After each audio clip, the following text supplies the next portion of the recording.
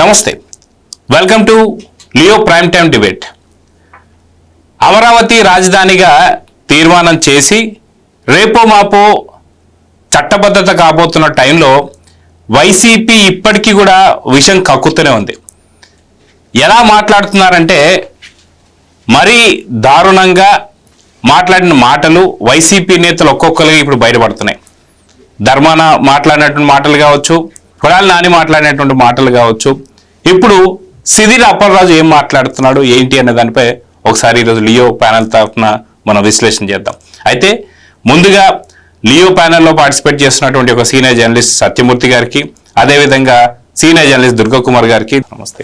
నమస్కారం. నమస్తే సార్. నమస్తే జగన్ గారు, మన వీక్షకులకు కూడా. ముందుగా సిదిరి అప్పలరాజు ఏం మాట్లాడినా ఒకసారి మీకు వినిపిస్తాను సార్. దీపావళి పండుగ కాల్చేది ఏది ఒకసారి కనపట్టుకొని చూడు. కోట్లాది గుండెల్ని చీల్చుకొని ఆ బుల్లెట్ జగన్మోహన్ రెడ్డి గారికి రీచ్ అవ్వాలని చెప్పి సందర్భంగా నేనైతే తెచ్చుకున్నాను. నేను ఎందుకు కాల్చాలి జగన్మోహన్ రెడ్డి గారు? ఎవరు కాల్చాలి ఈ రోజు రాష్ట్రంలో నేను అడుగుతా ఉన్నా. ఈ రాష్ట్రంలో ఉన్నటువంటి సంపద అంతా తీసుకెళ్లి అమరావతిలో కేంద్రీకృతం చేస్తున్నటువంటి వ్యక్తులు కాల్చాలా, లేకపోతే ఈ రాష్ట్రం సమగ్రంగా? సో దుర్గా కుమార్ గారు విన్నారు కదా, కోట్లాది సంపదను తీసుకెళ్లిపోయి అమరావతిలో పెడుతున్నటువంటి వాళ్ళందరినీ కూడా కాల్చేయాలన్నట్టు మాట్లాడుతున్నాడు సిదిరి అప్పలరాజు. ఎలా చూడాలంటారు? నిన్న ధర్మాన ప్రసాద్ గారు వచ్చేసి లేదు ఏదైతే రాజధానిని ఒకే దగ్గర కట్టి పెట్టేస్తారని చెప్పి మాట్లాడుతున్నారు. ఇంకో పక్కన బొత్స సత్యనారాయణ ఇంకొక రకంగా మాట్లాడుతున్నారు. ఎందుకు ఇంత కక్ష రాజధాని పైన అంటే ఏం చెప్తారు? ఇది కక్ష కాదండి, వాళ్ళ పార్టీలో ఉన్న కన్ఫ్యూజన్ కూడా అని మనం అర్థం చేసుకోవాలి. వాళ్ళకు ఒక మార్గదర్శనం లేదు, దిశానిర్దేశం లేదు, ఒక పార్టీకి ఒక విధానం లేదు. దానికి కారణం నాయకత్వ లోపం. ఎవరైతే నాయకత్వం వహిస్తున్నాడో ఆయనకే అసలు ఈ పార్టీని ఏ విధంగా ముందుకు తీసుకెళ్ళాలి, ఏ విధమైన వైఖరి అవలంబించాలి అనే దాని మీద స్పష్టత లేదు. అలాంటప్పుడు ఆ ఇంటి యజమానికే ఒక అవగాహన లేనప్పుడు మన కుటుంబ సభ్యులు ఆ కుటుంబాన్ని లీడ్ చేయలేరు. ఎవరు కుటుంబ పెద్దగా ఉన్న వ్యక్తికే బాధ్యత ఉండాలి. ఆయనకే ఈ కుటుంబ లక్ష్యం ఏంటి, ధ్యేయం ఏంటి, మన ఆశయం ఏంటి, మనం ఏ లక్ష్యం వైపు ఈ కుటుంబం సాగాలి అనేది తెలియాలి. జగన్మోహన్ రెడ్డి గారే పార్టీ చాలా క్లిష్ట పరిస్థితుల్లో ఉన్నప్పుడు పార్టీ విశ్వసనీయతని దెబ్బ కొట్టే విధంగా ఆయన అపరిపక్వత్వమైన మాటలు మాట్లాడుతున్నాడు, దుర్భాషలాడుతున్నాడు. మొన్న అంబటి రాంబాబు చంద్రబాబు నాయుడు గారి తల్లిని, ఒక స్వర్గీయమైన మనిషిని అసభ్య పదజాలంతో దూషించి ప్రజలకి అసహ్యం పుట్టించే స్థితికి తెచ్చుకున్నారు. నిన్నటికి నిన్న జగన్మోహన్ రెడ్డి ముఖ్యమంత్రి గారి సుందర ముఖార విందం అని ఒక వ్యక్తిగత దూషణకి దిగటం ద్వారా అసలు ఆ పార్టీకి ఉన్న కొద్దిపాటి ప్రజల్లో విలువ కూడా పోగొట్టుకున్నారు. అంటే మనం మాట్లాడే మాటలు సభ్యత్వ సంస్కారం ఉండాలి. అందులో ఒక రాజకీయ పార్టీ, ప్రజా జీవితంలో ఉన్న వ్యక్తి, ఒక పార్టీకి అధ్యక్షుడు, ఆయనకే ఆ బాధ్యత లేకపోతే మీరు చెప్పిన పేర్లన్నీ కూడా వాళ్ళకి ఏం అవగాహన ఉంటుందండి? ఏం మాట్లాడతారు? ఇప్పుడు అమరావతి అనేది చాలా కీలకమైన అంశం. గత ఎన్నికల్లో చాలా ప్రాధాన్యత కలిగినటువంటి అంశంగా చంద్రబాబు నాయుడు గారు ఒకటే స్టాండ్ తీసుకున్నాడు, మాకు అమరావతి మాత్రమే రాజధాని అని. వీళ్ళు ఏమనుకున్నారంటే అమరావతి 22 ఓళ్లకే ఒక సర్పంచ్ లెవెల్లో చంద్రబాబు నాయుడు గారికి ఓట్లు పడతాయి, 3 ప్రాంతాలని మనం రాజధానులు చేస్తామని చెప్పటం ద్వారా 3 ప్రాంతాల ఓట్లు మనకు వస్తాయని ఆయన అనుకున్నాడు. కానీ ప్రజలు చూసింది ఏంటంటే అతనిలో ఉన్న స్వార్థాన్ని చూశారు. 3 రాజధానులు కనుక నిజంగా వాళ్ళు కట్టదలుచుకుంటే చంద్రబాబు నాయుడు గారు కూడా ఒక రాజధానిని నిర్ణయించి అక్కడ 33,000 ఎకరాలు తీసుకోవటం, అప్పటికే 10,000 కోట్ల రూపాయలు ఖర్చు పెట్టి భవనాలు 10 అంతస్తులు 15 అంతస్తులు కూడా పూర్తిగా అవ్వలేదు, కానీ భవనాలన్నీ కూడా జరిగినాయి. అదే భవనాల నుంచి వైఎస్ఆర్సీపీ ప్రభుత్వ పాలన 5 ఏళ్ళు నిరాటంకంగా సాగింది. సెక్రటేరియట్ని తాకట్టు పెట్టి 200 కోట్ల రూపాయల అప్పు కూడా తెచ్చుకోగలిగాడు జగన్మోహన్ రెడ్డి గారు. అటువంటి అమరావతి మీద వీళ్ళు ఇంత విషం జిమ్ముతున్నారంటే అమరావతి కావాలా వద్దా అనేది మొన్న సజ్జల రామకృష్ణారెడ్డి కూడా స్పష్టంగా చెప్పట్లేదు. ఇప్పుడు వాళ్ళు 3 రాజధానుల కోసం వాళ్ళు ఇప్పటికీ కనుక కట్టుబడి ఉంటే వెలగపూడిలో మహిళా రైతులు అమరావతి రాజధాని కోసం 5 ఏళ్ల పాటు ఉద్యమం చేశారు కదండి. వీళ్ళు 3 రాజధానుల విషయంలో ఇంకా తిరుగులేదు, ఒకటే నిర్ణయం. ఒకసారి మడమ తిప్పటం కానీ మాట మార్చడం కానీ ఉండదు కదా. 3 ప్రాంతాల సమగ్రమైన అభివృద్ధికి కనుక వాళ్ళు కట్టుబడి ఉంటే ఇప్పటికి 5 సంవత్సరాలు వాళ్ళు పరిపాలించినప్పుడు అమరావతిలో సాధించినటువంటి నిర్మాణాల్లో కనీసం 3వ వంతైనా వైజాగ్లోను కర్నూలులో కూడా సాధించాలి. కనీసం భూమి అయితే సేకరించాలి. మనం ఒక ఇల్లు కట్టుకోదలుచుకున్నాం అనుకోండి, ముందు మనం చేసే పని ఏంటి, ఇల్లు స్థలం కొనుక్కుంటాం. కొనుక్కుని మన స్థాయి ఆర్థిక పరిస్థితిని బట్టి పూరిల్లా, పెంకుటిల్లా, డాబా అనేది నిర్ణయించుకుంటాం. అట్లాగే ఎన్ని గదులతో కట్టుకోవాలనేది మన ఆర్థిక పరిస్థితిని బట్టి అంచనా వేసుకుంటాం. అసలు నేను ఇల్లు కడతాను, పెద్ద ప్యాలెస్ కడతానని చెబుతూ 1 గజం స్థలం కూడా సేకరించలేదు అంటే అతనికి ప్యాలెస్ కట్టే ఉద్దేశం ఉన్నట్ట? 3 రాజధానులు ఎక్కడో సాట నువ్వు ఒక భూమి సేకరించడానికి నీకేం కష్టం? పేరెన్ నాని గారు నిన్న అంటాడు, చంద్రబాబు నాయుడు గారు అనవసరంగా ఈ డబ్బులు పెట్టాడు రాజధాని మీద, రైతులకు ఎందుకు ఇవ్వాలి, ₹1 కోటి పెడితే 1 ఎకరం వచ్చేది, ఇంకా కొంచెం అవతలకి వెళ్తే అని. సరే బాగానే ఉంది ఆయన చెప్పింది. రాష్ట్రం విభజన జరిగే నాటికి 16,000 కోట్ల అప్పుతో ఉంది ఆంధ్రప్రదేశ్. చంద్రబాబు నాయుడు గారికి అంత మాత్రం ఆర్థిక విషయాలు తెలియదా? ఆ రోజున ₹1 కూడా భూమి సేకరించడానికి ఆయన పెట్టదలుచుకోవాలా? పెట్టే పరిస్థితి లేదు. పెడితే కనుక ఇంకా అప్పుల పాలయ్యేది రాష్ట్రం. అసలు ఆయన చేతిలో నుంచి ₹1 బయటకు తీయకుండా 33,000 ఎకరాలు 29,000 మంది రైతుల నుంచి ఫ్రీగా భూ సేకరణ చేశారు. ఆ సేకరణ చేయటం అనేది ప్రపంచంలోనే కొత్త రికార్డు. అంటే కమ్యూనిస్ట్ పార్టీ దేశాల్లో, కమ్యూనిస్ట్ ప్రభుత్వాలు ఉన్న దేశాల్లో చేయగలుగుతారు కొంతవరకు. ఎందుకంటే అక్కడ ఒక నియంత్రిత్వం ఉంటుంది, ఒక ఆదేశం ఇస్తే చచ్చినట్టు ఇవ్వాలి. అక్కడ కూడా అంత పెద్ద మొత్తాల్లో జరగలే, కొన్నిసార్లు ఎదురు తిరిగిన సందర్భాలు ఉంటాయి, అంత సమకూరలా.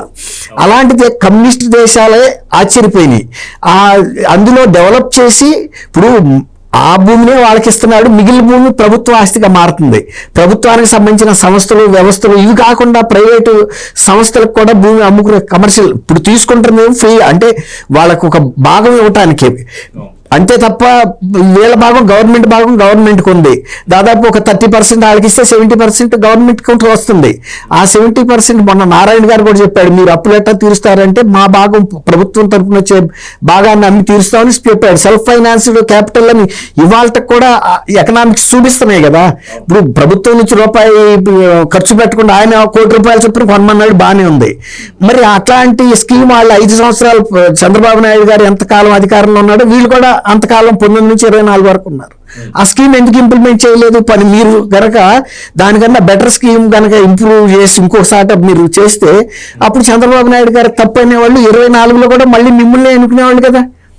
అంత ఎకనామిక్స్ మీ బుర్రలో ఉండి నువ్వు సీనియర్ మంత్రిగా ఉండి ఎందుకు చేయలేకపోయి ఇవాళ దిగిపోయిన తర్వాత మాట్లాడుతున్నాడు ఆయన. కాబట్టి ఇటువంటి అంశాలు ఎవరు కూడా ప్రజలు హర్షించరండి. ప్రజలకి కావాల్సింది ప్రాక్టికల్గా ఎవరన్నా చేసి చూపించగలిగిన వ్యక్తి కావాలి. ఊరికే 3 రాజధానులు పెడతారు అనగానే గనక ఆంధ్రప్రదేశ్ ప్రజలు గనక వంచనకి గురై పడిపోయి ఉంటే 24లో జగన్మోహన్ రెడ్డి గారు 175కి 175 సీట్లు గెలవాల్సిందే. కానీ ప్రజలు గమనించారు వీళ్ళ మైండ్లో ఏముందని. ఇప్పుడు శ్రీధర్ అప్పలరాజు నిన్న వీరంగం వేస్తున్నాడు, అక్కడ ఆడిని కాల్ చేస్తా వీడిని కాల్ చేస్తా అని. పలాసలోనే ఆయన ఓటమి పాలయ్యాడు. కాబట్టి జగన్మోహన్ రెడ్డి గారు ఎంత పరమానందయ్యో ఆ శిష్యులు పరమానందయ్య శిష్యులాగా వీళ్ళు మాట్లాడుతున్నారు. కానీ ప్రజల అభిమానం పొంది ప్రజలు కనీసం 29లో అయినా సరే ఈ పార్టీ వాళ్ళకి బుర్ర ఉంది, ఆలోచిస్తారు, మన పట్ల శ్రద్ధ ఉందన్న భావన ఎక్కడా కూడా కనపట్టలేదు. కాబట్టి ఈ మాటలతో కోటలు కట్టగలిగే పరిస్థితి కాదు. చంద్రబాబు నాయుడు గారు ఇవాళకి కూడా ఏదైతే ఫస్ట్ ఆయన ఒక కాన్సెప్ట్ తీసుకున్నాడు అంటే రాజధాని నిర్మాణం అనేది ఎంత భూమి సేకరించాలి, ఎలా చేయాలి అనేది అదే స్కీమ్లో వెళ్తుంది. కాకపోతే 19-24 మధ్యలో దాన్ని బ్రేక్ పడింది. ఇప్పుడు అడవులు కొట్టడానికి ఎంత ఖర్చు పెట్టారంటే మీరు అడవులు పెంచడానికి తీసుకున్న భూమి అది రాజధాని కట్టడానికి 39 కోట్లు అడవిని తొలగిస్తారు.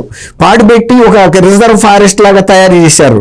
అట్లా అదే జగన్మోహన్ రెడ్డి గారు సొంత ఫ్యాక్టరీ అయితే సగం కట్టి అక్కడ వదిలేస్తాడా? ఎకనామిక్స్ ఆలోచించకుండా కట్టింది ఏమైనా విలువ ఉంటుందా? దానికి ఎంత పెట్టుబడి నష్టం జరిగింది రాజధాని, దాని వలన దాని ఇది కాస్ట్ నిర్మాణ ఖర్చులు ఎంత పెరిగినాయి? ఇవన్నీ నష్టాలే కదా. ఇప్పుడు డిలే అవుతున్న కొద్దీ ఇవాళ రేపు రోజులు పెరుగుతున్న కొద్దీ నిర్మాణ ఖర్చు పెరుగుతుంది. అట్లా బాధ్యత తక్కువగా మాట్లాడే వ్యక్తులు వీళ్ళందరూ కూడా ఇప్పటికి కూడా అమరావతి మీద వాళ్ళ పార్టీ విధానం ఏంటనేది జగన్మోహన్ రెడ్డి దగ్గర నుంచి శ్రీధుడి అప్పర్రాజు దాకా స్పష్టంగా అయితే చెప్పట్లేదండి. ఇప్పటికీ కూడా గోడసాటును కూర్చుని రాళ్ళు ఇసే కార్యక్రమం చేస్తున్నారు. చంద్రబాబు నాయుడు గారు ప్రజలకు కావాల్సింది ఏంటో ఆయన నిర్మాణం చేసుకుంటూ వెళ్తున్నాడు. అదే ఆయనకి పెద్ద బలం. కాబట్టి ఇటువంటి కువిమర్శలకి ఆంధ్రప్రదేశ్ ప్రజలు పడిపోతారనుకుంటారని నమ్ముతారనుకుంటామో వాళ్ళ భ్రమ మాత్రమే. సో సత్యమూర్తి గారు, ఆనాడు పార్లమెంట్లో కాంగ్రెస్ ఏం చేసిందనేది తెలుసు. కంప్లీట్గా తలుపులు మూసేసి మరి కంప్లీట్గా రాష్ట్రాన్ని ఎట్లా విభజించిందో మనం చూస్తున్నాం. ఈరోజు ఇప్పుడు రాజధానికి సంబంధించి అమరావతిని చేయబోతున్న టైంలో ఇప్పుడు ఇక్కడ అప్పుడు తల్లి కాంగ్రెస్ అయితే ఇప్పుడు పిల్ల కాంగ్రెస్, ఇప్పుడు వీళ్ళు చేస్తున్నటువంటి చాస్టర్ కూడా మనం చూస్తూ వస్తున్నాం. ఎలా చూడాలంటారు దీన్ని? ఇప్పుడు జగన్మోహన్ రెడ్డి సిఆర్డిఏ చట్టాన్ని రద్దు చేస్తున్నట్టు ముందు చెప్పాడు కదా, 3 రాజధానులని పెడుతున్నట్టు చెప్పాడు కదా. తర్వాత మళ్ళీ వచ్చి సిఆర్డిఏ చట్టాన్ని యథాతథంగా ఉంచుతున్నానని చెప్పాడు కదా. ఎందుకు చెప్పావు? సిఆర్డిఏ చట్టాన్ని ఫస్ట్ రద్దు చేస్తున్నా అని చెప్పావు, 3 రాజధానుల బిల్లు పెట్టాను అని చెప్పావు. మళ్ళీ వచ్చి సిఆర్డిఏ చట్టాన్ని యథాతథంగా ఉంచుతున్నానని చెప్పావు. ఎందుకు చెప్పావు? అంటే 3 సార్లు మాట మార్చాడు, మడం తిప్పాడు. ఫస్ట్ ఇప్పుడు సిఆర్డిఏ చట్టాన్ని రద్దు చేసావు, దానికే కట్టుబడి ఎందుకు లేవు నువ్వు? 3 రాజధానుల బిల్లు పెట్టావు, మళ్ళీ సిఆర్డిఏ చట్టాన్ని తప్పైపోయింది సారీ అని చెప్పి మళ్ళీ సిఆర్డిఏ చట్టాన్ని తీసుకొచ్చి మళ్ళీ పెట్టావు. ఎందుకు పెట్టావు? ఈ వైసీపీ నాయకులకి ఏంటి అంటే సగం సినిమా చూసి రివ్యూ రాయటం అలవాటు.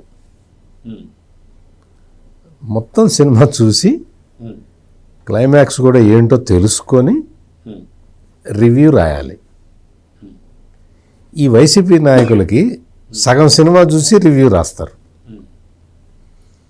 జగన్మోహన్ రెడ్డి మొన్న ఏమన్నాడంటే, చంద్రబాబు నాయుడు ముఖార విందం చూసి ఆర్సెల్ఆర్ మెటల్ నిప్పాన్ వాళ్ళ కంపెనీ ఉక్కు ఫ్యాక్టరీ వచ్చిందా అని అడిగాడు. అడిగితే దానికి కేంద్ర మంత్రి పెమ్మసాని చంద్రశేఖర్ ఏం చెప్పాడంటే, బాడీ షేమింగ్ చేయొద్దయ్యా, సుందర ముఖార విందము ఇటువంటి పదాలు నీకు సభ్యతనివ్వవు.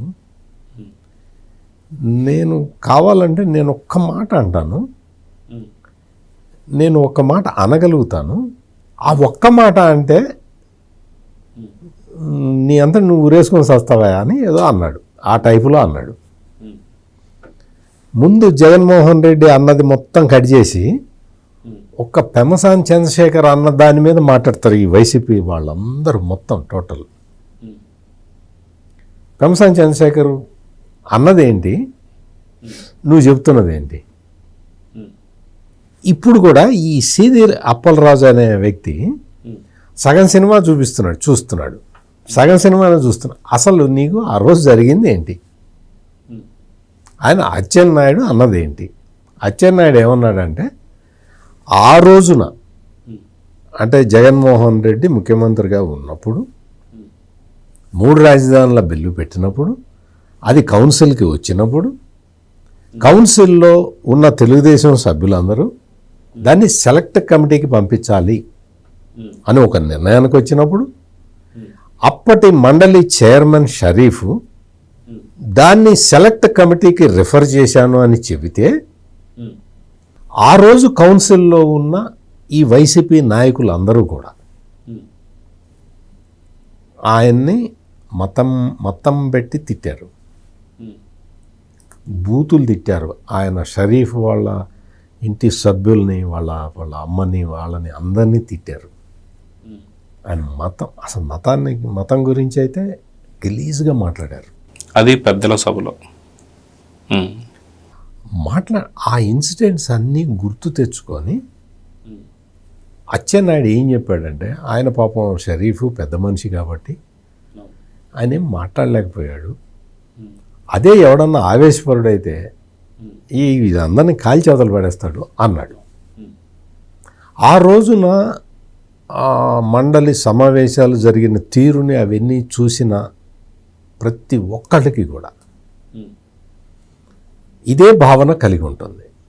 ఎందుకు అంటే బుల్డోజ్ చేసుకుంటూ మాకు అడ్డు ఎవరు రాకూడదు అన్న చందంగా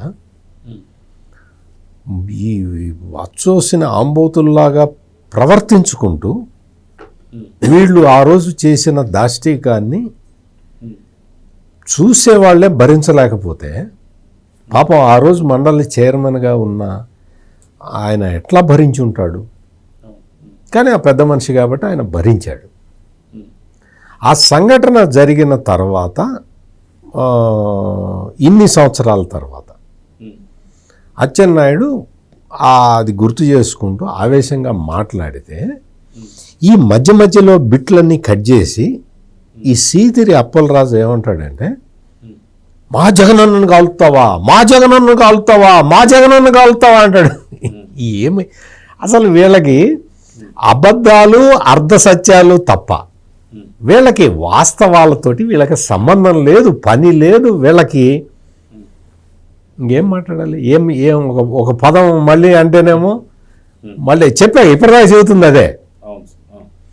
నీ ముఖారవిందం చూసి ఆ మిట్టలు వచ్చాడా అని అడిగినప్పుడు జగన్మోహన్ రెడ్డికి ఏం సమాధానం చెప్పాలి? నేను ఒక్క మాట అంటే నువ్వు ఆత్మహత్య చేసుకుని చచ్చిపోతావు అంటే ఆత్మహత్య చేసుకుని చచ్చిపోతావు అన్నది కట్ చేస్తారు. కట్ చేసి జగన్మోహన్ రెడ్డిని ఇంత మాట అంటావా, జగన్మోహన్ రెడ్డిని ఇంత మాట అంటా. అంబటి రాంబాబు ఎపిసోడ్ చూసాం కదా, చంద్రబాబు నాయుడిని అసలు అమ్మనాభూతులు తిట్టి బయటకు వచ్చి జైలు నుంచి బయటకు వచ్చి ఏం చెప్పాడు, ఈ మొత్తం గమ్మనా కొడుకులందరినీ నేను నరికేస్తాను అన్నానని తప్పు రాశారు, అది రాశారు, ఇది రాశారు అంటాడు. అసలు నువ్వు అన్నం మాట ఏంటి, నువ్వు అన్నం మాట ఏంటి అది చెప్పాలి కదా, నువ్వు దానికి సిగ్గుపడాలి కదా. అది సిగ్గుపడటం, ఆ సిగ్గు వదిలేసి కొత్త అబద్ధం చెప్తారు. కొత్త అబద్ధం తనుట ఏదో దేవాలయానికి ఏదో దేవుడికి దండం పెట్టుకోవడానికి వెళ్తుంటే తెలుగుదేశం వాళ్ళు దాడి చేశారట. నీ కారు లోపల వీడియో, నీ కారు లోపల నువ్వు మాట్లాడిన వీడియో బయటికి ఎవరు వదిలేరా అంబటి రాంబాబు? ఆ రోజున నీ కారులో కూర్చొని అయితే తెలుగుదేశం వాళ్ళు దాన్ని షూట్ చేయలేదు కదా. ఆయన కూర్చోబెట్టుకోడు కదా సార్, తెలుగుదేశం వాళ్ళని నేను కూర్చోబెట్టుకో కదా. నీ కారు లోపల వీడియో బయటికి ఎట్లా వచ్చింది అది చెప్పు, దానికి సమాధానం చెప్పు. అంటే ఆర్గనైజ్డ్ క్రైమ్ కిందే జగన్మోహన్ రెడ్డికి పంపించాలనుకుని చేసిన వీడియో. ఎగ్జాక్ట్లీ ఇటువంటి పనులన్నీ చేస్తారు, వీళ్ళే చేస్తారు. బయటకు వచ్చా అమ్మో అయ్యో అమ్మో అయ్యో అని ఏడుస్తారు. ఏడుపులన్నా ఆపండి, ఆ తప్పుడు పనులన్నా ఆపండి. మీ జోలికి ఎవడొచ్చాడు, ఎవడన్నా మాట్లాడా? అసలు వీళ్ళ గురించి పట్టించుకునేవాడు ఎవడన్నా ఉన్నాడా? ఈ సీదిరి అప్పలరాజు వాళ్ళ అతనికన్నా చాలా సీనియర్లు ఉన్నారు. బొత్స సత్యనారాయణ, ధర్మాన ప్రసాదరావు మాటలే ఎవడు పట్టించుకోవట్లే. ధర్మాన ప్రసాదరావు ఏమంటాడు, మళ్ళీ మేము రాగానే ఈ తీర్మానం మార్చి ఇంకో తీర్మానం కలగను ఎవరో లేపుతారు, మీ ఇంట్లో వాళ్ళు ఎవరో ఉంటారు కదా, వాళ్ళు వచ్చి లేపుతారు, లే నాయన లే, ఇంక కలసాలే లే, తెల్లారింది లే అంటారు. ఏమి కళలుగా అంటున్నారు ఏంటో. ఈ తీర్మానం ఎందుకు చేశారు నీకు తెలుసా అసలు? ధర్మాన ప్రసాదరావు, నువ్వు చాలా ఉమ్మడి ఆంధ్రప్రదేశ్లో పెద్ద మంత్రి పోర్ట్ఫోలియోకి చేసిన వ్యక్తివి. ఈ తీర్మానం ఎందుకు చేశారు? రాష్ట్ర విభజన చట్టంలో 2014 చట్టాన్ని, అందులో కామన్ క్యాపిటల్ అని ఉంది, అది తీసేయాలి. అది అయిపోయింది, టర్మ్ 10 సంవత్సరాలు అయిపోయింది. అది తీసేసి అమరావతి అని పెట్టాలి, అంతే, అమరావతిలో అని పెట్టాలి. దానికోసం తీర్మానం చేస్తే అదంతా చెప్పరు. ఇప్పుడు తీర్మానం ఎందుకు అంటారు. నీకేం చెప్పాలి? అందుకని వీళ్ళందరూ కూడా అబద్ధాలు చెప్పుకుంటూ, అసత్యాలు ప్రచారం చేసుకుంటూ, వాళ్ళకి వాళ్ళు తమ ఒక మేధావుల్లాగా ఫీల్ అయిపోతూ ఇంత నీచమైన కామెంట్లు చేసుకుంటూ తిరుగుతున్నారు. సొసైటీలో శాంతి భద్రతలు లేకుండా చేయాలన్న ప్రయత్నాలు చేస్తూ ఉన్నారు. ప్రజలందరికీ అర్థమవుతున్నది. వీళ్ళందరూ చాలా సీనియర్లైనా వీళ్ళకి ఎంత పౌరుషం ఉన్నా, మేము అందరినీ చంపేస్తామన్నా, నువ్వు రప్పరప్ప అన్నా, నువ్వు ఏమైనా చేసుకో, మళ్ళీ మేము రాగానే మళ్ళీ మేము తీర్మానం పెడతాం, పెట్టుకో, అమరావతి రాజధాని. ఓకే, జగన్మోహన్ రెడ్డి నువ్వేం చేయలేవు. నీ సైన్యం, నీ మూక ఉంది కదా, ఈ మూక అంతా కూడా ఏమీ చేయలేరు. అంటే వీళ్ళు మళ్ళీ రావడం అనేది కలే, మార్చడం అనేది కూడా కలే. అసలు నీకు మార్చడం అనేది పవన్ కళ్యాణ్ అసెంబ్లీలో క్లియర్ కట్గా చెప్పాడే, రారు సారు వదిలే, ఇంకా వాళ్ళందరూ వదిలేయండి అన్నాడా లేదా? పవన్ కళ్యాణ్ చాలా స్పష్టంగా చెప్పాడు, ఇంక సమస్యలే. ఆయన పవన్ కళ్యాణ్ మాట ఎందుకు చెప్పాను అంటే, తొక్కుతా ఆ జగన్ అన్నాడా? భూస్థాపితం చేస్తా తొక్కాడా లేదా? తొక్కుతా జగన్ అన్నాడు, తొక్కాడు. మరి అటువంటి మనిషి ఇతను రాడు అన్నాడు, ఇంకా రాడు, అయిపోయాడు. అందుకని అమరావతి శాశ్వతంగా ఆంధ్రప్రదేశ్కి రాజధానిగా ఉంటుంది. 52,000 కోట్ల రూపాయల ఖర్చు పెట్టి నిర్మాణాలు చేస్తున్నారు. రాత్రింబగళ్ళు అక్కడ కన్స్ట్రక్షన్ యాక్టివిటీ జరుగుతున్నది.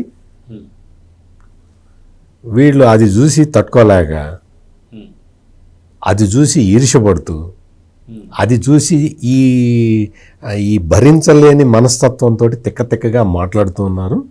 ఈ తిక్క విషయాలను ఎవడూ పట్టించుకోవట్లేదు. ఆంధ్రప్రదేశ్లో ప్రజలు హ్యాపీగా ఉన్నారు, ఎవరి పని వాళ్ళు చేసుకుంటున్నారు. జగన్మోహన్ రెడ్డి మాటలు పట్టించుకోవాల్సిన అవసరం లేదు అనే నిర్ణయానికి రాష్ట్ర ప్రజలందరూ వచ్చేసారు. సో దుర్గాకుమార్ గారు, అసెంబ్లీలో మొన్న వసంత కృష్ణప్రసాద్ గారు మాట్లాడారు. ఆయన గతంలో వైసీపీలోనే ఉన్నారు. అదే టైంలో ఆ రోజు కౌన్సిల్లో జరిగినటువంటి ఒక తీరుని ఏదైతే ఉందో, అచ్చెన్నాయుడు గారు మాట్లాడినట్టే అప్పట్లో వైసీపీలో ఉన్నాను కాబట్టి అక్కడ ఏం జరిగిందో చెప్పారు. అక్కడ ఆ రోజు తీర్మానం ఏదైతే మాట్లాడుకున్నారో, ఏదైతే 3 రాజధానులు అని చెప్పేసి అనుకున్నప్పుడు ఫస్ట్ వ్యతిరేకించింది నేనే ముందుకు వచ్చాను, నేనే చేయలేపు నేనే మాట్లాడుతున్నాను, దాదాపు 1.5 గంట మాట్లాడాను. నన్ను ప్రసంగం ఆపమని చెప్పేసి అటు అంబటి రాంబాబు కూడా నన్ను చాలా ఇబ్బందులు పెట్టాడు. తర్వాత కొడాలి నాని వచ్చేసి లేదు ఓన్లీ లెజిస్లేటివ్ కాదు, ఖచ్చితంగా ఇక్కడి నుంచి అసెంబ్లీని కూడా తీసేసి వైజాగ్లో పెట్టి ఎవడేం చేస్తాను నేను చూస్తా అన్నట్టుగా బెదిరించారు. సో ఇలాంటి బెదిరింపు ధోరణి అన్ని కూడా అప్పుడే రాజీనామా చేసేస్తే నాలాగా వ్యతిరేక స్వరం వినిపించే వాళ్ళు ఉండరని చెప్పేసి నేను అప్పుడు రాజీనామా చేయకుండా లాస్ట్ దాకా వచ్చానని చెప్పేసి అంటున్నారు. అంటే ఇప్పుడు అచ్చెన్నాయుడు గారు మాట్లాడుతుంటే ఆయన టీడీపీలో ఉన్నారు కాబట్టి వ్యతిరేకంగా మాట్లాడతారని చెప్పి అనుకోవచ్చు. కానీ వాస్తవానికి ఆ రోజు ఏం జరిగింది అనేది వసంత కృష్ణప్రసాద్ గారు మాట్లాడుతుంటే దాని మీద వైసీపీ నాయకులు ఒక్కరు కూడా మాట్లాడలేదంటే ఆ రోజు జరిగింది వాస్తవాలని చెప్పి ఒప్పేసుకున్నట్టేగా. అంటే అంత భయంకరమైనటువంటి ఒక ధోరణిలో ఉన్నారు, చేశారంటే దీన్ని ఎలా చూడాలంటారు? ఆయన వసంత కృష్ణప్రసాద్ గారు చెప్పింది వాస్తవం.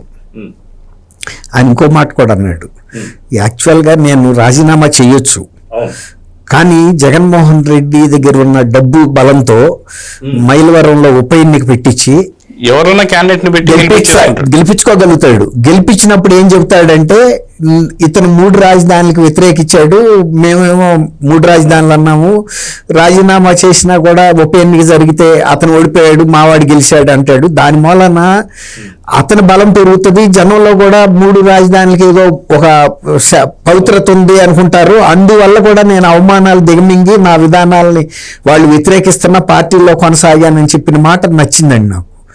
ఎందుకంటే అది దీర్ఘకాలంలో ఆయన ఆలోచించాడు. ఇవాళ తాత్కాలికంగా నేను ఆవేశపడి రాజీనామా చేస్తే శత్రువు బలపడతాడు కానీ నేను బలపడలేను. కాబట్టి అటువంటి అవకాశం రాకుండా చూడగలగటం అనేది, ఒక డ్యామ్ పగిలిపోతుంది అనుకోండి, పగిలిపోతున్నప్పుడు వీపు అడ్డం పెట్టి నుంచున్న వ్యక్తి త్యాగం ఎలాంటిదో, ఒక రకంగా కృష్ణప్రసాద్ చేసిన ధైర్యం కూడా అలాంటిదే. తనకి ఇష్టం లేకపోయినా సరే డ్యామ్ని ఆపగలిగినంతసేపు ఆపాలి, తన నడువున వీపు అడ్డం పెట్టి. అది ఆ రోజున గుడివాడ నాని అన్నారు కదా, అవసరమైతే ఈ అసెంబ్లీని కూడా మేము ఎక్కడికైనా తీసుకెళ్ళిపోతామని. వీళ్ళు జగన్మోహన్ రెడ్డి శిష్యులుగా అంతకన్నా వాళ్ళకి ఆలోచన రాదండి. జగన్మోహన్ రెడ్డి కనుక సరైన వ్యక్తి అయితే 3 రాజధానులు పెట్టినప్పుడు 3 ముఖ్యమంత్రులు ఎందుకు ప్రతిపాదించలేదనే ఆలోచన కూడా జనం చేశారు. వైజాగ్లో పరిపాలనా ముఖ్యమంత్రి ఉండాలి, సచివాలయం శాస్త్ర చట్ట ముఖ్యమంత్రి ఇక్కడ ఉండాలి, అమరావతిలో, న్యాయ ముఖ్యమంత్రి కర్నూలులో ఉండాలి. ఒకే ముఖ్యమంత్రి ఉండాలంటే 3 రాజధానులు ఉండాలంట. అది ఏ న్యాయం అండి? అది సమన్యాయం కాదు కదా. తర్వాత సహజ న్యాయం కూడా కాదు. ఇప్పుడు నువ్వు అంత పెద్ద విశాలమైన దృక్పథంతో పరిపాలన 3 సార్లు పెట్టినప్పుడు ముగ్గురు ముఖ్యమంత్రిని పెట్టాల్సింది. ఇప్పుడు కొడాలి నాని, పేరు నాని లాంటి వ్యక్తులు లేరా నీకు? నమ్మకమైన వ్యక్తులు అంటే ఒకళ్ళు కుటుంబ సభ్యులు అనుకుంటే అవినాష్ రెడ్డిని ఒకవైపు, లేదా తన ఆత్మైనట్టు విజయసాయి రెడ్డిని ఒకవైపు పెట్టుంటే ఇప్పుడు విజయసాయి రెడ్డి కూడా బయటకు వచ్చేవాడు కాదేమో. మరి అట్టా కూడా మరి వాళ్ళు కూడా ఆత్మలు కూడా పెట్టే ఉద్దేశం ఆయనకి లేదు. కనీసం ఆయన ఆ సహజ న్యాయం పాటించుంటే కనుక ప్రజలకు కూడా చెప్పడానికి కొంత బాగుండేది. నేను ముఖ్యమంత్రులు కూడా మీరు ఒక ముఖ్యమంత్రిని ఎత్తుక్కుంటా రావక్కర్లేదు, రాష్ట్ర ప్రజలందరూ ఎక్కడ ముఖ్యమంత్రులు అక్కడ. ఇప్పుడు మన ఊళ్ళో రామాలయం పెద్ద ఊరు అనుకోండి, కనీసం 2-3 రామాలయాలు ఉంటాయి కదా. అట్లా తను మాత్రం ఒకడే ముఖ్యమంత్రి ఉండాలి, 3 రాజధానులు ఉండాలి. ఇది ఎక్కడ న్యాయం అండి? సహజంగా అసలు జనం ఎట్టా తిరుగుతారు? పోనీ నిజంగా నీకు అట్లాంటి ఆ ఉద్దేశం ఉంటే ఇప్పటికైనా సరే, అది మొన్న ఒక మాట అన్నాడు నర్మగర్భంగా, ఏమీ లేని సాటి తీసుకెళ్లి చంద్రబాబు నాయుడు గారు కోట్లు ఖర్చు పెట్టేస్తున్నాడు ప్రజల డబ్బు. మరి ఇప్పుడు నిజంగా కనుక ఆ భావన కరెక్టే కనుక జగన్మోహన్ రెడ్డి భావిస్తే ఎందుకు భయపడుతున్నాడు? అదే వెలగపూడిలో మహిళా రైతులు ఎక్కడ కూర్చున్నారు? ఇప్పటికైనా సరే ఈ ఏమీ లేని ప్రాంతంలో శ్మశానం అనో లేకపోతే ఎడారనో ఇంకే రకరకాల వర్ణించారు కదా. ఆ వర్ణించిన సార్లు ఇన్ని వేల కోట్లు ఎందుకు ఖర్చు పెడుతున్నారు, ఇది ప్రజాధనాన్ని దుర్వినియోగం చేయటం, వీళ్ళందరూ మాట్లాడుతున్నారు కదా. ఇప్పుడు నిన్న పేరు నాని కూడా ఏం మాట్లాడుతున్నాడంటే 13,000 కోట్లు చేశాడు, తర్వాత 2వ భూసేకరణకి ప్రజల్ని మభ్య పెడుతున్నాడు, అవన్నీ మాట్లాడుతున్నాడు. ఇంత అప్పు చేశారు, అంత అప్పు చేశారు. వీరు కనీసం రాజధాని కోసం ఎంతెంత ఖర్చు పెట్టారు, ఎక్కడెక్కడ తీసుకొచ్చారు, బ్యాంక్ లోన్లు చెప్పాడు. కానీ మీ టైంలో అసలు రాజధాని మీద ఒక ఇటుక కూడా కొనలేదు. భారతీయ ఫ్యాక్టరీ నుంచి అక్కడ రాలిపోయిన సిమెంట్ కూడా 1 కిలో తేలేదు కదా ఇక్కడికి. అయినా మీరు దాదాపు 10 లక్షలు అప్పు చేశారు. అందులో 2,25,000 కోట్లు మాత్రం డైరెక్ట్ గా బటన్ నొక్కి లబ్ధిదారులకి వేశారని చెప్పారు. మిగిలిన మీరు రోడ్లు చేయలేదు, పోలవరం ప్రాజెక్ట్ చేయలేదు, అమరావతి రాజధాని కట్టలేదు. ఇక్కడ రాజధాని కడుతున్నప్పుడు అతను ఒక లెక్క చెబుతూనే ఇల్లు కట్టుకుంటున్నప్పుడు ఖర్చు కాకుండా ఎందుకు ఉంటుంది? ఇల్లు మనకు ఒక వస్తు కోసం కట్టుకుంటున్నాం, అదొక భద్రత. రాజధాని అనేది లేకుండా ఒక రాష్ట్రాన్ని 5 సంవత్సరాల పాటు పరిపాలించారు వీళ్ళు. మరి అధికారికంగా ఏదైనా ఒక క్వశ్చన్ పేపర్లో అడిగితే కూడా స్టూడెంట్స్ ఏం రాయాలి, ఆంధ్రప్రదేశ్ రాజధాని ఏదంటే అట్లాంటి ఒక సందిగ్ధ పరిస్థితి తీసుకొచ్చారు. ఎవరికి లేని ఒక అవమానకరమైన పరిస్థితి. అటువంటి వ్యక్తులు వాళ్ళు వచ్చి ఈ రకంగా ప్రజల డబ్బులు ఇక్కడ వేస్ట్ చేస్తున్నారు, అక్కడ వేస్ట్ చేస్తున్నారు అనే బదులు మీ టైంలో చేసిన ఆదాయం ఏంటి? ఇప్పుడు అంత కోట్లు తీసుకొచ్చిన మీరు అనకూడదు, అది వద్దులేండి, పీక్ కట్టగట్టింది అన్నట్టు అనొచ్చు. ఇప్పుడు ఇవాళ రేపు చట్టసభల్లో కూడా వాడుతున్నారు, మీరు పీక్ కట్టలు కట్టింది ఏంటి అన్నట్టు. మరి కనిపించాలిగా ఎక్కడో ఒకసారి ఫిజికల్ గా మేము తీసుకొచ్చింది. ఇప్పుడు చంద్రబాబు నాయుడు గారు చేసిన అప్పులు ఎవరినన్నా ఆడిటర్కి అప్పచెప్పిన థర్డ్ పార్టీకి అది ఈ బిల్డింగ్కి ఎంత అయింది, ఈ బిల్డింగ్కి ఎంత అయిందని పేరుని నాని గారు బుక్ పట్టుకుని రాసుకుంటే అంతా లెక్క తేలుతుంది. మరి వాళ్ళ టైంలో జరిగిన లక్షల కోట్లకి ఆ బటన్ తీసేయండి, బటన్ వెళ్ళిన మాట వాస్తవమే, అందులో ఈయన మింగింది ఏమి లేదు. మిగిలిన ఏం చేశారు? రోడ్లు కూడా వేయలేదు, ఎక్కడ మౌలిక సదుపాయాలు కల్పించలేదు. ఇప్పుడు వీళ్ళు వచ్చిన తర్వాత కదా మళ్ళీ ఈ కార్యక్రమం పట్టుకుంది. మరీ చెప్తారు సార్, ఎలంగా ప్యాలెస్ కి సంబంధించి వెళ్లాల్సిన ఫండ్స్ వెళ్ళిపోయి ఋషికొండకు సంబంధించి ప్యాలెస్ అంతా క్లియర్ కనిపిస్తుంది కదా సార్. మీరు అన్నట్టు ఋషికొండ మంచి మాట చెప్పారండి. ఋషికొండ ప్యాలెస్ కట్టాడు కదా, అసలు అది ఎందుకు కట్టారనేది, ఆ ప్లాన్ దేనికోసం ఇచ్చారో ఒక ఆర్కిటెక్ట్ కి రెఫర్ చేయమనండి. వాళ్ళు ఇంత 450 కోట్లు ఖర్చు పెట్టాడు. పని రాజధాని, పాలనా రాజధానికి అనుకున్నాం, అది సెక్రటేరియట్ భవనానికి పనికొస్తుందా ఆ ప్లాను, లేకపోతే ముఖ్యమంత్రి నివాసానికి పనికొస్తా, లేకపోతే గెస్ట్ హౌస్ గా ఏమైనా పనికొస్తుందా, లేదు టూరిస్ట్ డెవలప్మెంట్ కోసం అతిథులు ఉండటానికి పనికొస్తుందా, అది దేనికి పనికొచ్చే తీరుగా కట్టలేదు. అది ఎవరన్నా ఒక ఆర్కిటెక్ట్ రిఫర్ చేస్తే చెబుతాడు ఇది ఎందుకోసం కట్టుంటారు. ఒక విలాసమైన నియంత్రణ ఉండటానికి పనికొచ్చే భవనం తప్ప అది ప్రజాభవనం కాదు. అందుకే ఇవాళ రాగా కూడా అది ఎవరో ఇప్పుడు రోజా అంది సంవత్సరానికి ఒక 50 కోట్లు అద్దె వస్తుందని. కొన్ని 40 కోట్లు తెచ్చే విధంగా వాళ్ళు ఏదన్నా దానికి ఒక రూప్ చూపిస్తే కనుక వాళ్ళ మీద ఉండే విమర్శ తొలగిపోద్ది. ఇది జగన్మోహన్ రెడ్డి విలాసం కోసం కట్టలేదు, కనీసం ప్రజా కోశాగారానికి 40 నుంచి 50 కోట్లు కనుక ఆదాయం వస్తే దానికి ఒక జస్టిఫికేషన్, ఒక సమర్థత, ఎవరైనా ఓకే తప్పు లేదు కట్టిన దానికి ఎంతో కొంత ప్రతిఫలం. అంతకుముందు అక్కడ ఉండే రిసార్ట్ కూడా బోల్డ్ అద్దె ప్రభుత్వానికి వచ్చింది, పర్యాటక శాఖకి, హరిత రిసార్ట్. అవన్నీ పీకేసి పర్యావరణాన్ని దెబ్బకొట్టి ప్రజల డబ్బులు నాశనం చేసి ఇవాళ వచ్చి రాజధాని కట్టడం తప్పని మాట్లాడుతున్నారంటే ఇక వీళ్ళ మెదడు ఎక్కడుందనుకోవాలి. మోకాల్లో అంటారు కానీ వీళ్ళది శీలమండలో ఉందనిపిస్తుంది. రాజధాని కట్టడమే నేరమా? మీరు కట్టకపోవటం నేరం. అది కప్పిపుచ్చుకోవడానికి వాళ్ళ రాజధానిని పడుకోబెట్టి వాళ్ళ కడుతున్నందుకు పని మీరు ఒక థర్డ్ పార్టీని ఎవరినన్నా వేసి పని అక్కడ ఏమన్నా నిర్మాణాలు చేయకుండానే చంద్రబాబు నాయుడు గారు మింగేస్తున్నాడని ఎవరన్నా థర్డ్ పార్టీని రెఫర్ చేయమనండి. ఇవన్నీ కూడా పెద్ద పెద్ద ప్రపంచ బ్యాంకులు, ఏషియన్ డెవలప్మెంట్ బ్యాంకులు, ఇంటర్నేషనల్ ఫైనాన్షియల్ ఇన్స్టిట్యూషన్స్ ఇస్తున్నాయి. వాటిని వాళ్ళు ఇచ్చేటప్పుడు మనం ఇల్లు కట్టుకోవడానికి బ్యాంకు లోన్ వాళ్ళు ప్రతి దశలోనూ వచ్చి ఇన్స్పెక్ట్ చేస్తారు. తెలుసా మనకి? తెలుసు కదా.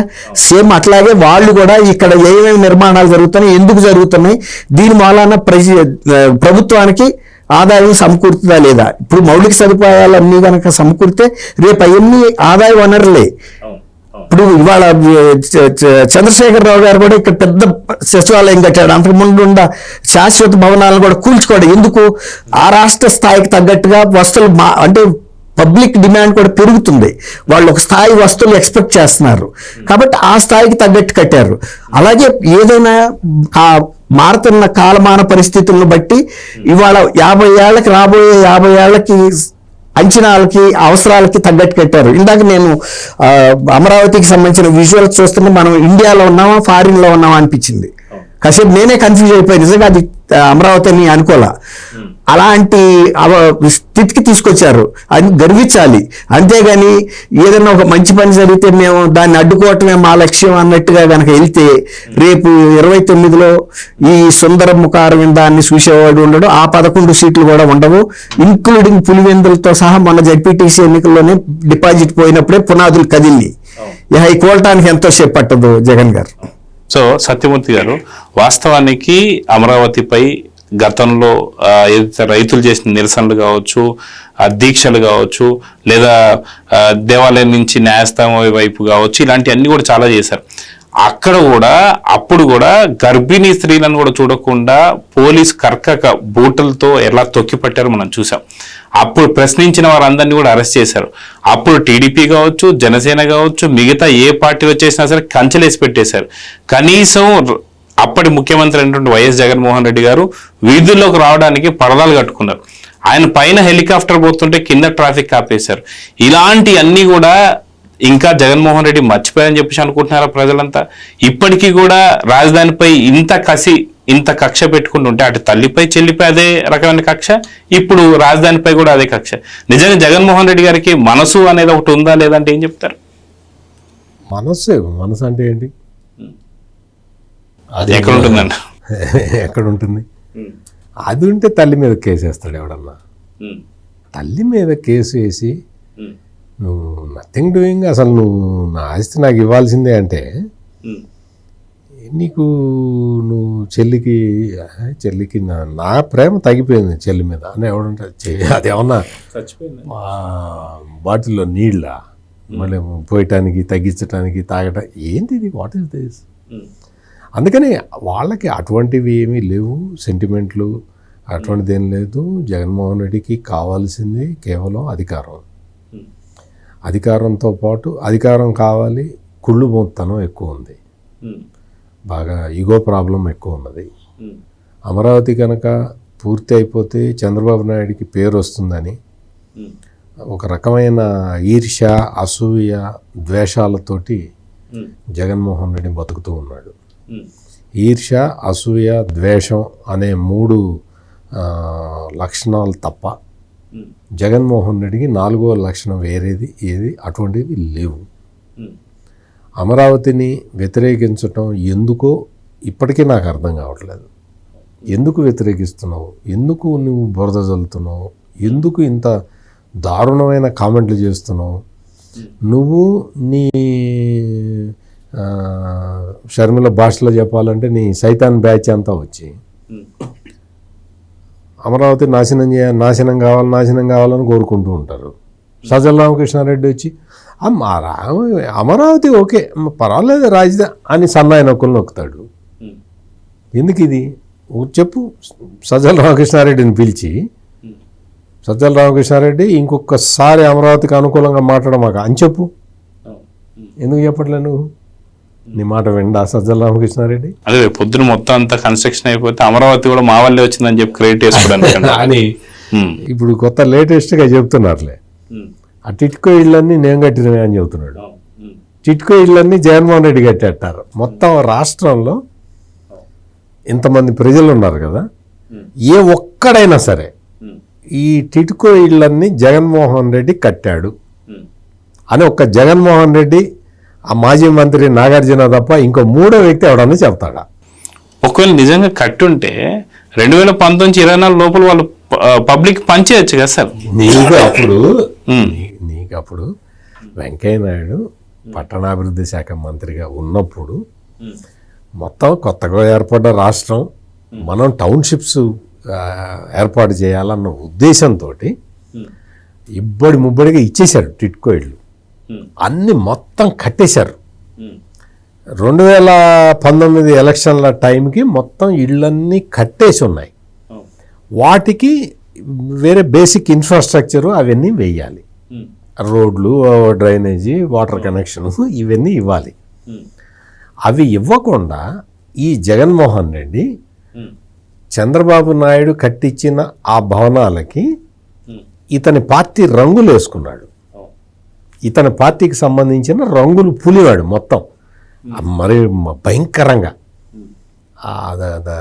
ఏదో పులివాడు మొత్తం. అది పులివావు కదా, నీ పార్టీ రంగులు వేసుకున్నావు కదా, పోనీ అట్లన్నా లబ్ధిదారులకి ఇవ్వచ్చు కదా. ఎందుకు ఇవ్వాలా చెప్పు. ఒక్క టిట్కో ఇల్లు అయినా నువ్వు ఇచ్చావా జగన్మోహన్ రెడ్డి? ఇప్పుడు వచ్చామంటాడు 5.5 లక్షల ఇళ్ళు 20 నెలల్లో కట్టడానికి సాధ్యం కాదు, అవన్నీ నేనే కట్టాను అంటాడు. నువ్వు కడితే నువ్వు ఎందుకు ఇవ్వలేదు? నువ్వు అన్ని పాడుపెట్టావు. వాటిని క్లీనప్ చేసి అన్నీ చేసి కొత్త ఇళ్ళు కట్టి మొత్తం అన్ని మౌలిక సదుపాయాలు కట్టి 5.5 లక్షల ఇళ్లల్లో గృహప్రవేశాలు చేయించాడు చంద్రబాబు నాయుడు. నేను జగనన్న కాలనీలు కట్టాను అంటాడు. చూపించు, కాలనీలు చూపించు. ఏం మాట్లాడతారు, ఏం చేస్తారు వీళ్ళు? చేసే చెరువులు బాగా మంచిగా నీళ్లున్న చెరువు ఎతికి ఇది జగనన్న కాలనీ అని చెప్పారా లేదా చెప్పు. ఎన్ని చోట్ల ఎన్ని కుంభకోణాలు. నేను ఐఎమ్ రిక్వెస్టింగ్ ది గవర్నమెంట్, ఈ జగనన్న కాలనీల పేరుతోటి ఈ వైసీపీ నాయకులు ఎన్ని లక్షల కోట్లు కొట్టేశారనేది దాని మీద ఒక విచారణ వేయాలి. ఇప్పుడు ఇదే విషయంలో గుడివాడకి సంబంధించి కొడాలి నాని ఎవరైతే డెత్ సర్టిఫికెట్ కూడా ఇస్తారని చెప్పేసి కూడా అన్న కేసులను మనం చూసాం సార్. అంటే ఇంత దారుణమైన అన్యాయాలు, ఘోరాలు, అరాచకాలు చేసిన ఈ పతివ్రతలందరూ వచ్చి ఇప్పుడు మేము సతీ సావిత్రి, సతీ అనసూయ, సతీ అరుంధతి అని చెప్పి వీళ్ళు కబుర్లు చెబుతుంటే ప్రజలు వినాలి, ఈ సినిమా స్టోరీలన్నీ వినాలి. వీళ్ళు అనేది రప్ప నరికేస్తామని చెప్పిన వీళ్ళు అమ్మ వాళ్ళు తెలుగుదేశం వాళ్ళు మమ్మల్ని నరుకుతామంటున్నారు అని ఏడుస్తారు. సరే, మీరు అన్నదే చూస్తే జనాలనేమో రప్ప నరికేస్తాం, లేదా రక్తంతో హోలీ ఆడతాం, లేదంటే పొట్టేళ్ల తలకాయలు నరికేస్తాం అని చెప్పేసి అన్ని మాట్లాడుతున్నారు. అదే భవనాలు ఏదైతే ఇప్పుడు టీడీపీ కానీ కూటమి ప్రభుత్వం కట్టినటువంటి భవనాలన్నీ కూడా కూల్చేస్తాం ప్రజావేదికలాగా అంటున్నారు. అంటే మనుషులు ఎవరు కానీ ఉండడానికి కానీ అభివృద్ధి చెందాలని చెప్పి ఆలోచన అటువంటి ఆలోచనలు అటువంటి ఇవి లేవు. మొత్తం ఎంతసేపటికి నాశనం కావాలి, సర్వనాశనం అయిపోవాలి. అందుకే మీ విధ్వంసం చూడాలి జగనన్న అని చెప్పి వెయిట్ చేస్తున్నా అని చెప్పి ఫ్లెక్సీలు కూడా చూస్తున్నాం. మనం ఒక్కళ్ళమే ఫ్లరిష్ కావాలి. ఎవడు ఏది ఎక్కడ దోచుకున్న దాంట్లో మనకు తెచ్చి వాటా ఇచ్చిపోవాలి.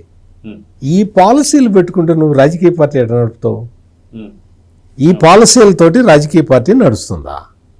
నడవదు అనేది తేలిపోయింది. అయినా సిగ్గు తెచ్చుకోకుండా వీళ్ళు ఇంకా మేము అది చేస్తాం ఇచ్చేస్తాం అన్న డైలాగులు మాట్లాడుకుంటూ వీళ్ళు తిరుగుతూ ఉన్నారు. దురదృష్టం ఏంటంటే ధర్మాన ప్రసాదరావును ఈ బొత్స సత్యనారాయణ లాంటి సీనియర్లు కూడా వాళ్ళ కాన్స్టిట్యున్సీలో వాళ్ళు గెలవటానికి ప్లాన్ చేసుకుంటూ ఈ ఆవేశాలు రెచ్చగొట్టి ఎట్లా కూడా గట్టెక్కుదాం, ఎట్లాగైనా సరే ఎమ్మెల్యేలు కావాలి అన్న ఉద్దేశంతో వాళ్ళు ఏదో వాళ్ళ తాపత్రయం వాళ్ళు పడుతున్నారు. కానీ ఇవన్నీ కుదిరే పనులు కాదు. ఆంధ్రప్రదేశ్ ప్రజలకి స్పష్టంగా అర్థమైపోయింది. జగన్మోహన్ రెడ్డి చెప్పేవన్నీ అబద్ధాలు, ఒక్కటి నిజం చెప్పడు. నిజం చెప్తే మామూలుగా ఇదివరకు బేతాళ కథలు అనేవి వచ్చేవి బాలమిత్ర చందమామ వాటిట్లో. నిజం చెప్పకపోతే నీ తల 1000 ఒక్కలు అవుతుందా అని అట్లా ఆ టైపులో నడుస్తున్నాయి బేతాళ కథలు. ఈ బేతాళ కథలు నమ్మటానికి ఆంధ్రప్రదేశ్ ప్రజలు సిద్ధంగా లేరు.